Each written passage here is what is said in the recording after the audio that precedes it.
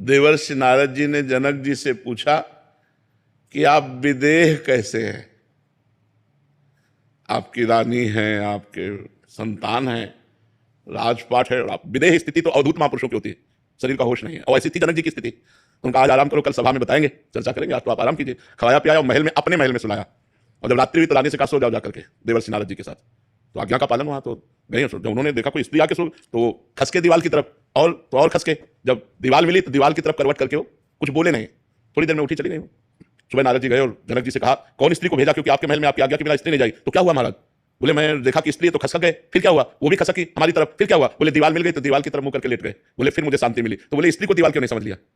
दीवार को दीवार समझ लिया और स्त्री को स्त्री समझ लिया, यही गलती। और मेरे में दीवार और स्त्री में कोई फर्क नहीं है। विदेहराज जनक जी, सुखदेव जी के गुरु जी। तो स्थिति जो है वो हमें लगता है अगर जवानी में आ जाए तो बहुत बढ़िया बात है। अगर वो स्थिति ना आई और वासना बनी रही तो किसी भी अवस्था में वासना गिरा सकती है। तो वासना का नाश किए बिना उपासना परिपक्व नहीं होती। तो हमको ज्ञान के द्वारा, या फिर जैसे हम गृहस्थ में हैं तो हम ब्याह करें, संसार में जाएं नाम जप करते हुए, और उसको ज्ञान के द्वारा देखें कि आखिरकार इसमें जो आकर्षण है क्या सुख है। और जब आपको पता चला कोई सुख नहीं, तो गृहस्थ में रहते हुए भजन करके पापाचरण न करते हुए भगवान को प्राप्त हो गए। तो इसीलिए दो मार्ग बने। एक मार्ग में ज्ञान हुआ कि ये सब नाशवान संसार मुझे नहीं चाहिए, तो चलो विरक्त मार्ग।